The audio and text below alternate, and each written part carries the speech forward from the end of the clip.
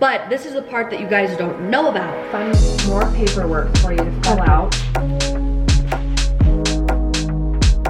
You guys, we survived. Women's hormonal health in athletes is not spoken about enough. My cycle lengths started to vary. The more that I thought about it, I was like, did she actually really say that?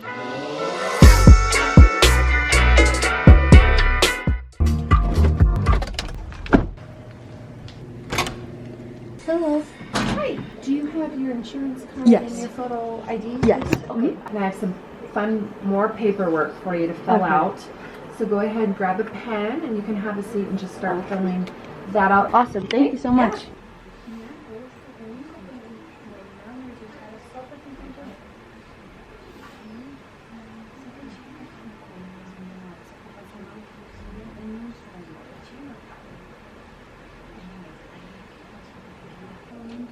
Hello you guys, welcome to the video. I'm in the gynecology office. So I'm here for like my normal yearly checkup, but I also want to get my hormones tested, that whole sort of thing, chit chat with her just about all the girl things, you know? So here we go.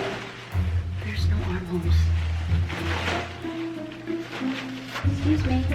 I ended up with the strapless number. I think this is the best way to do it.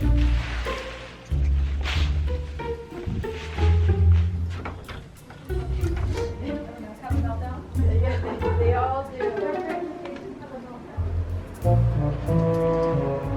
You guys, we survived. I don't even know what just happened because I was so fast. I'm gonna be honest, this was my first time. Let me rewind for 4 seconds. Let me set you guys up and I'm gonna calm down. Let me give you a backstory because I realized I never even officially started this vlog. Basically, if you guys don't know, my OGs know that I lost my period from hypothalamic amenorrhea or secondary amenorrhea, meaning you had your period, you went through puberty, but then you lost it for a period of time for some sort of reason hormonally. This happened to me in the year of 2020. So February of 2020, lost my period. I didn't know that it was a hormonal situation. At the time, I was studying abroad in Spain, so I thought, like, again, my gynecologist knew, and we were like, maybe it's just because I'm in a different environment, you know, experiencing a whole different culture, etc. There's a lot of things that could have had me not have a period at that point in time. Didn't think much of it. Time and time went by. I ended up coming home from Spain because that's when the vid broke out. Came home, still didn't have my period through until August of 2020. Really started to understand more of like, this is kind of concerning that I haven't had my period for that many months, because usually after like the 3-month mark, it's like, okay, you should really definitely start to look into this as to why you're not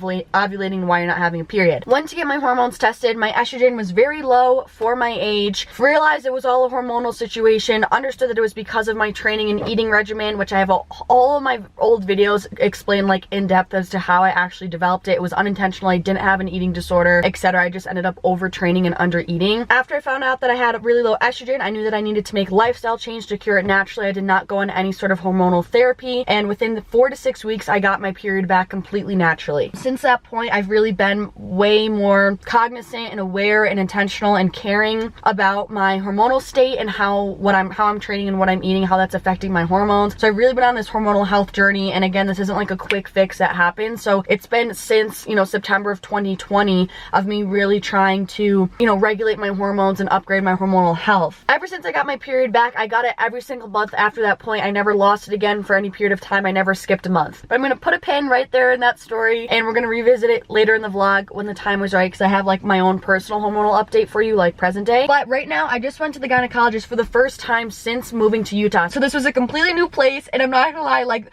the doctor, she was super nice, but like for some reason, you know, some people just have that presence that's like, you're just intimidating. Like I could just tell that she's like, I'm a boss ass bitch. I bet you she drives the Cayenne that I always see in this parking lot. She's just sick, and I know that she's sick, and I was like, I found myself being nervous, and I feel like I've like gotten more well-spoken like with adults and stuff, but with her I was like, I feel so awkward right now talking to you for some reason. I don't know why. But anyways, everything went well. I got a pap smear, which I learned that you don't need to do every year, which I thought that you did. I thought that's what a yearly annual checkup was, but regardless. Also, I am not on birth control. I've never been on birth control, but we actually didn't even like speak about that, which I thought was gonna potentially potentially be spoken about. I don't know, it was super easy. Genuinely for you guys, like I really want this video to spread awareness for hormonal health, because women's hormonal health in athletes is not spoken about enough, especially on the interweb, on the internet. And I feel like it's such like a taboo thing when like it's literally, I feel like it's just another facet of health, as I would speak about my training, like what I'm doing for my workout. So that's why it's really important for me to like spread awareness of this whole situation, because I had no idea that you could lose your period from overtraining and under eating and like not having an eating disorder and not being actually underweight. Like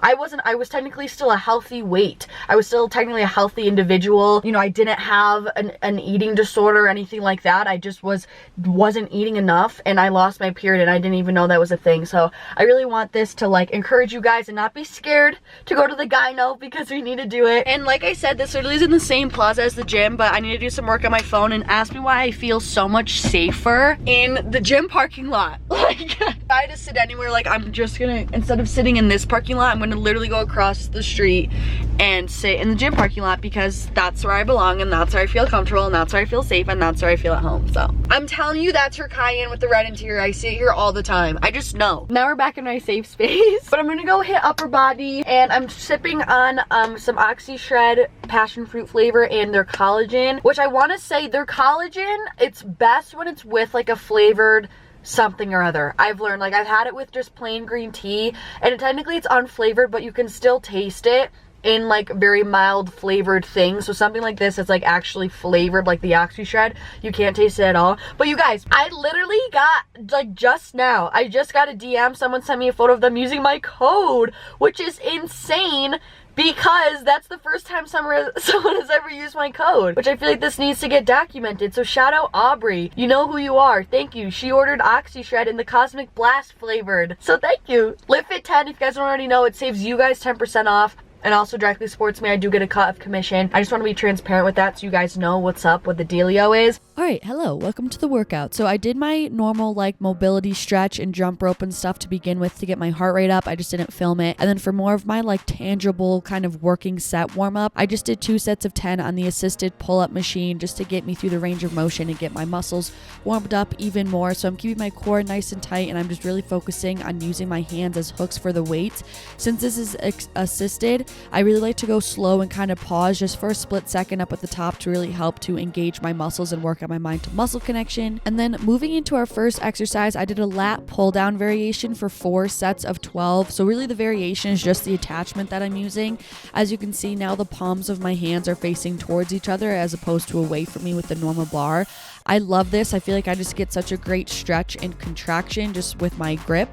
There's such a big difference with you playing around with grip, so I definitely would not underestimate that, because you can definitely get it could feel like a whole different exercise just by changing up your grip. So quick form tips here. I'm making sure my core is nice and tight. Again, I'm always retracting my shoulder blades back and down to engage my back muscles and my lats, and I'm keeping my chest nice and open, and I'm coming down until that bar hits the top of my chest. Make sure that you're reaching full extension when you're putting the weight back up to hit full range of motion, and that your feet are nicely wide and planted on the ground throughout the whole entire movement.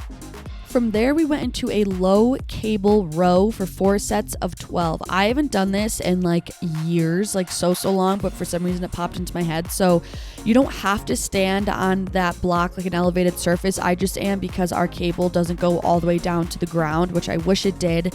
And I feel like if it did, I still would honestly be standing on a cable, because this does inherently have a shorter range of motion. So standing on a block just allows to, maximize and optimize and increase that range of motion to increase time under tension. But in terms of grips, my palms are facing up towards the sky, and I'm basically just driving that handle back towards my hip crease. And again, same thing I always say, hands are hooks for the weight, and I'm focusing on driving those elbows back towards my sides, keeping them nice and tight, so I'm engaging that mid back muscle as we are targeting here. Always keeping my neck in line with my spine. I'm trying to eliminate momentum here and really just only pulling with my back. Then from there, we went into a seated face pull. I love these. I did 3 sets of anywhere between like 12 and 15, kind of depending on what I was feeling for the set. But I love doing this in the seated position. I just feel like there's such a wide range of motion, and I can just kind of really, brace myself, I guess, like against the weight. So here, as you can tell, different from the last one, our elbows are now flailing out here, because our main focus is our rear delts, which is just the back of the shoulder, and our upper back. So my palms are facing away towards the ground, and I'm driving my thumb thumbs to my face, hence the name, and I'm driving with my elbows outward, keeping them nice and wide from my side. I'm at an incline, as you can tell here from the side view, and when I bring the weight back up, I allow myself to come back up a little bit. As you can tell, I'm kind of moving back and forth my torso just to help maximize again that stretch in my muscles and therefore the range of motion and therefore the time under tension. Always keeping my core nice and tight. I have my foot against the cable right there up at the front just to help resist the weight a little bit and be more stable. Again, feel free to pause for a split second at the top to really feel your rear delts engaging. Next, we moved into a superset, and now we're kind of in more of like the chest tricep push portion of the upper body day. So I did a lying chest press for 3 sets of 15, which I also know the last time I did this actually left me pretty sore. In terms of form, pretty simple. Again, always retracting my shoulder blades back and down, dropping them from my ears to just engage my whole trunk and stabilize my core in that whole trunk area. And I'm keeping a nice slight bend in my arms to protect my elbows. And I'm going nice and slow, focusing on the stretch as I drop the dumbbells away from me and the contraction as I bring them up towards each other. Like I said, that was a superset. So then I went in straight into seated lateral raises for 3 sets of 15. Dude, I'm going to be honest, at first I was like, what's the point of a seated lateral raise? But I was like, oh my gosh, because it eliminates so much momentum. So I really like this to kind of also transfer some emphasis away from my traps and shifting it more towards my, lateral delt, the side of my shoulder, because there's more stability. So seated, keeping my core nice and tight, as always, dropping my shoulders away from my ears, again, as always, to stabilize the trunk. And I'm driving out with the tops of my hands out towards the side. As you can tell a little bit, I shift and twist my hands so my pinkies shoot up towards the sky just a little bit to hone in on that contraction, always going nice, slow, and controlled. Then the last superset, I did a bicep curl to a hammer curl just for 3 sets of 10.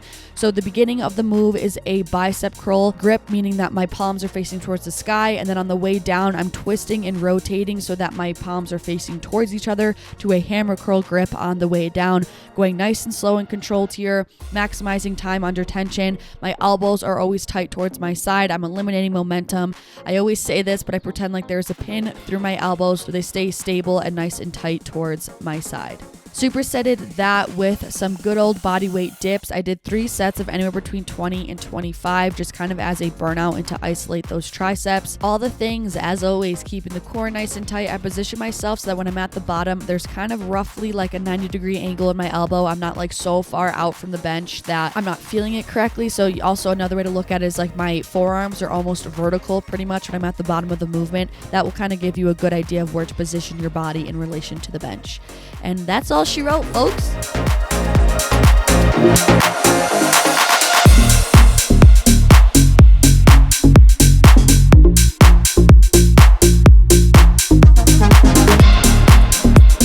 Yeah, baby, we back though. I'm having some leftovers for lunchy because we went to Dinny last nighty. It's supposed to be cold, that's why I'm not warming it up. Also, you guys, ever since I lost my ring, as you guys saw in the last vlog, I say ever since, but it's only been like 2 days since then, but ever since, I've been like doing roll call like a hawk, like especially after the gym to make sure I have everything, because I'm like realizing how sad I'd be if I lost it. This is an Asian bowl with ahi tuna, jasmine rice, some cuke, some peppers, some like coleslaw-ish action, and it's bomb. Luke's home. Hey, don't put me in your vlog. Why? Like that's already going in.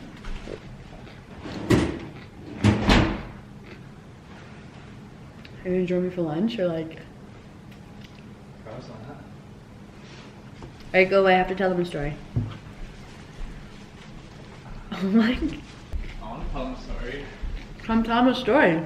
So anyways, back to the hormone situation. Let's unpin the pin and get back to where we left off. I got my period back September of 2020, started to eat more, gained a little bit of weight, stopped doing such like high intense cardio and just like moving as much in general. I just had a lot of exercise activity and I just wasn't eating enough for that. Had a period every month, got my period to be very regular. I also really experienced hair fallout a ton summer of 2020 when I didn't have my period because my hormones were so out of whack that I was losing so much hair.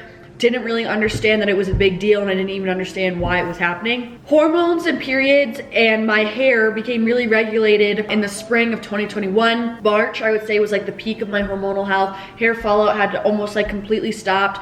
Periods were super regular. I wasn't getting any sort of symptoms of any sort of hormonal imbalance. So then I kind of wanted to figure out like where my boundaries were, because this was like my first time being like aware of my hormonal health and that sort of thing, and figuring out how I can manipulate it with different lifestyle factors and variables. So at that point, I definitely had bulked up a little bit because I was trying to, you know, gain weight, including body fat, in order to regulate our hormones, because body fat is definitely necessary to help to regulate estrogen, which is a huge, very important female hormone that we have. So then I kind of wanted to see if I could lean out just a little bit, see like kind of where my threshold was, what my boundaries were hormonally, and like where I could get to a comfortable place of like leanness, if I will, but without stressing out my body. Went through a mini cut, went super slowly, did not slash calories, didn't incorporate a lot of cardio, only 1 session a week was what I worked up to. Really mainly did that just via adding in a step goal. I lost the weight, my goal was about 5 pounds, still had my period every single month. I never lost it again. But this is the part that you guys don't know about. So although I never lost my period, I did notice some sort of symptoms of like less favorable and less optimal hormonal conditions. So I started to experience like I wasn't sleeping as thoroughly some nights, and I experienced definitely a big increase in hair fallout again. My cycle lengths started to vary, and it really started to alarm me when 1 month, again, I was traveling this month, which could have caused my period to be late, but one cycle was 45 days long, which is really long for me. And then like a couple months later, the cycle was like 25 days. So there was a lot of variability in my actual cycle length, which isn't very favorable. It could definitely indicate that your body's kind of under stress. And in my personal circumstances, I know that that stress would be coming from potentially overtraining a little bit or under fueling a little bit. That's causing this kind of stressed out mechanism that my body is showing me. So then I kind of was just keeping an eye on it, because it definitely takes a bit for your hormones to kind of show themselves in actual physical symptoms. Like there could be a delay of anywhere between like 3 months-ish. So I kind of just let that play out from like May until August. It was just kind of trying to observe where I was at. And then I would say like August/September, that's when I was like, okay, I really feel like I do need to eat a little bit more and see how my body reacts to that.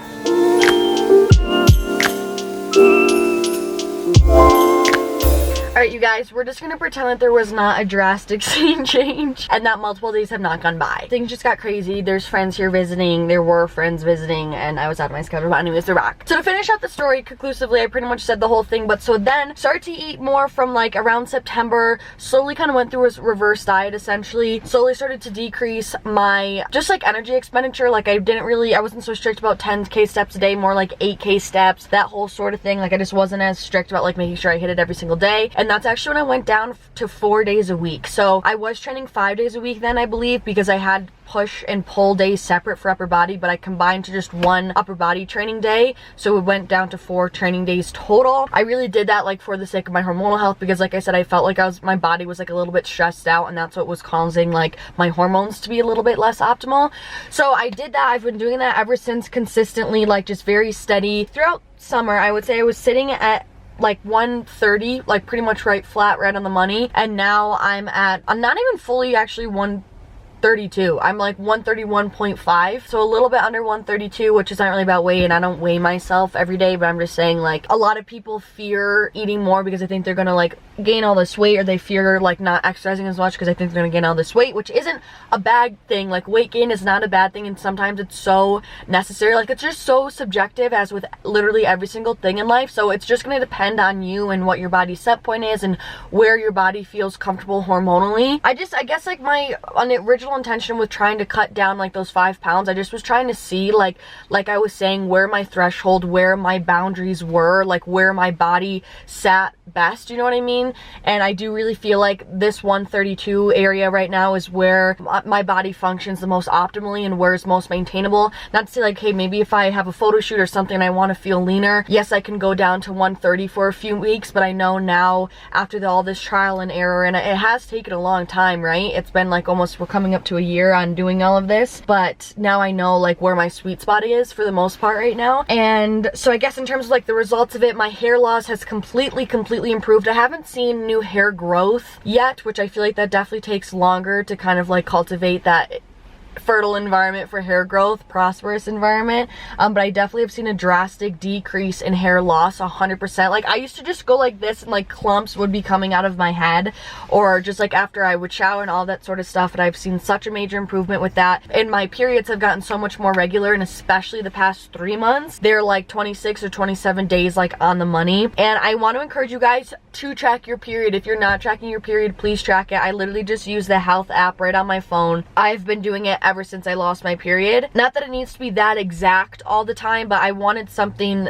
It shouldn't have been 45 days and 25 days, some cycles, like I was saying previously. So that's kind of where I'm at. I did want to share that because it was kind of an experiment when I was going through that cut, and it was an experiment of trying to lose the weight and lean out and not lose my period, which is kind of phase 1, and phase 2 is kind of how like the longevity aspect of it, like where is she now? Also a huge thing which I will say is when you're weight training, and especially like how I can't speak for everyone, but how heavy and hard I like to weight train, I need to have like at least 2 meals that incorporate starchy carbohydrates, whether that's oats, rice, pasta, sweet potatoes. I can't just have like these leafy greens or fruits to like carry me through in terms of carbohydrates for energy and recovery and all that sort of stuff. So that's something that I definitely have made an effort. That's kind of how I increased calories, was specifically by paying more attention to my carbohydrates over the past few months. And what's crazy is I'm saying this to spread awareness, because there's so many different things that you hear about health, and even not to discourage people, but you can't always even listen to what your doctors tell you, especially westernized doctors. It's just true. And I just want to share this because I wasn't really going to, and the more that I thought about it, I was like, did she actually really say that? So when I went to the OBGYN, I was telling her about how I had lost my period, all that sort of stuff, and because I wasn't eating enough starchy carbohydrates. And again, maybe she didn't fully realize that I was lifting, you know, heavy weights, but she straight up looked me in the face and was like, oh well, we don't need to be eating those starchy carbohydrates. We don't need rice, we don't need all of that processed stuff. Like we just need fruits, vegetables, and lean protein. And some of you guys watching are gonna be like, yeah, that's for sure, but I completely disagree, and I was kind of shocked that she said that, and the more that I think about it, the more shocked I am that she said that, because that was truly the reason, like one of the big reasons why I was struggling hormonally was because I wasn't fueling my body properly and I wasn't eating those things. So again, maybe if you're someone who does like just yoga or walking or more lower intensity forms of exercise, maybe you don't need those starchy carbs all the time. But for someone like me who's lifting heavy and is training intensely, like I need starchy carbs in my diet. And I just was so shocked that you said that. And I've experienced firsthand that I need them for the sake of my energy levels, for the sake of my hormonal health, majorly in terms of libido, you know, energy levels, proper sleep, sleeping well, keeping my digestion moving, feeling strong and performing well in the gym. So all those sorts of things, I can go on and on and on, but I just was shocked. And I just know that so many people will just blindly trust their doctors, and I want you guys to be able to blindly trust your doctors. But at the end of the day, there's different forms of medicine, and we have to be educating ourselves and, you know, doing our own trial and error and experimenting with ourselves to know what works for us. And we can't always just blindly listen to what, you know, other people are telling us all the time. So that's kind of the update where I'm at hormonally. I think that's everything, but I'm really happy to finally tell you guys that, because I feel like I've been like wanting to bring it up, but I was like, it's kind of a long story, and I feel like I finally have shared it all and you guys are up to speed. So I'm feeling good. Everything's normal now. I'm feeling like I'm going to sit here again. I'm not the leanest I've been, and not the most muscular I've ever been, but I feel like I'm at a good, happy, maintainable medium where I'm happy, I'm training well, I feel strong in the gym. Okay, anyways, you guys, that's it. This was basically a whole freaking story time video. I love you guys so much. We're gonna go into Whole Foods and get dried mango now. Okay, thank you guys so much for watching. I'm sending you guys so much love, and hopefully I'll see you in the next one. Peace out.